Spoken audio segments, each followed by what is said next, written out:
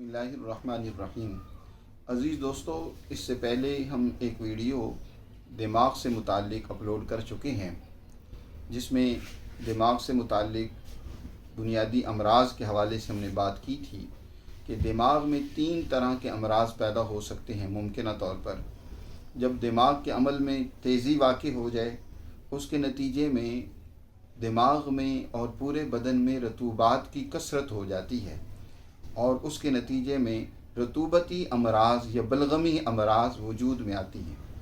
और बस औक़ात ऐसा होता है कि खून की गर्दिश दिमाग की तरफ कमज़ोर हो जाती है, यानी दिमाग के अंदर मुसलसल तहलील का अमल वाक़ई होता है। उस वक़्त भी तरह तरह की बीमारियाँ, मसलन ज़ोफ़े दिमाग, हाफ़ज़े की कमज़ोरी पैदा हो जाती है। दिमाग एक बहुत बड़ा, क्योंकि मरकज़ी उज़्व है, जिसके बारे में मैंने पहले वीडियो में बताया था कि इसको सुल्तान बदन इंसानी कहना चाहिए, कि पूरे बदन की ये देखभाल करता है।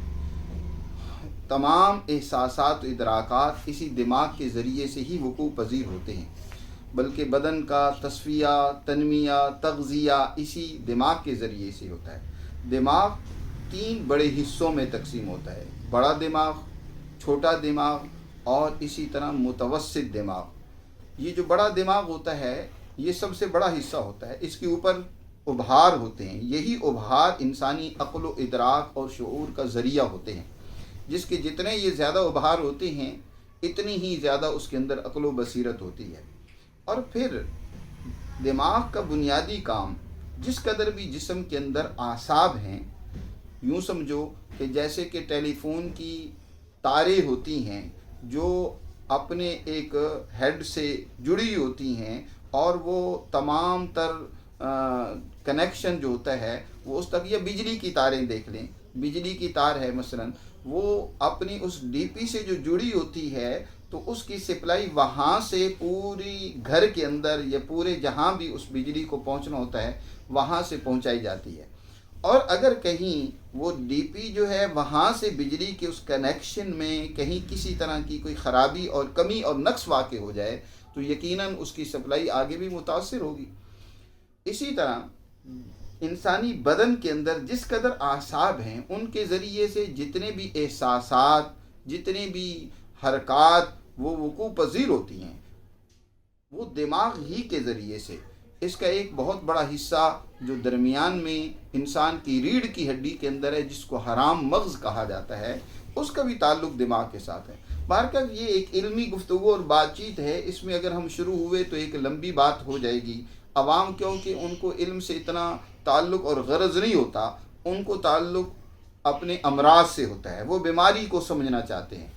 तो बाहर सूरत में हम बीमारी से ही मुतालिक बात करते हैं कि दिमाग के अंदर बसा औक़ात सोज़श वाक़ई होकर तरह तरह के दर्द पैदा हो जाते हैं। ख़वातीन में ये चीज़ बहुत कसरत से पाई जाती है कि उनके दिमाग में दर्द अक्सर रहता है, और इस दर्द की मुख्तलिफ़ वजूहात होती हैं। तो आज हम सर के दर्द के हवाले से ही बातचीत करते हैं, और इसका मुख्तसर सा इसका इलाज भी इंशाअल्लाह बताएंगे, जिससे यकीनन आपको लाजमी फ़ायदा होगा और आप उसको इस्तेमाल करेंगे। कोई मुश्किल भी नहीं है, लेकिन वो हम बाद में बताएंगे। पहले कुछ जो दर्द की अक़साम हैं उन पर बातचीत कर लेते हैं। एक दर्द शकीका होता है, ख़ास तौर पर गर्मी के मौसम में, या ऐसे मरीज़ों को जिनके जिस्म में गर्मी और हरारत की ज़्यादती होती है, वो उनके सर के आधे हिस्से में, ख़ास तौर पर बाएं हिस्से के अंदर दर्द होता है। और ये दर्द जो जो सूरज तुलू होता है, इसकी इब्तिदा होना शुरू हो जाती है। जो जो गुरूब होता चला जाएगा, ये दर्द कम होता चला जाएगा,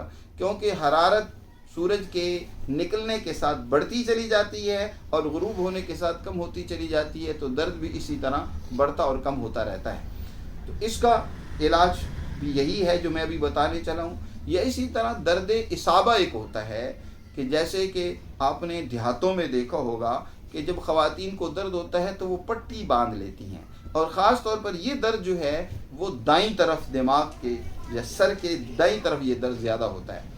इसी तरह बलगमी दर्द होता है, रतूबात की कसरत से दिमाग के पर्दों में जब सोजश हो जाती है। और ख़वातीन को एक इस वजह से भी दर्द होता है, याद रखें, जब उनके रहम में सोजश हो जाए। रहम में सोजश की वजह से भी ख़वातीन को درد ہوتا ہے، اس لیے ایسے موقع پر ان کے رحم کا علاج کرنا چاہیے، نہ کہ ان کے اس سر درد کا۔ یا وقتی پین کلر کھا کر خواتین تھوڑا سا سکون لے لیتی ہیں، لیکن وہ اس کا اصل علاج نہیں ہوتا، یاد رکھیں اس کے بہت نقصان ہیں، خاص طور پر گردے اس سے بہت تیزی کے ساتھ متاثر ہوتے ہیں۔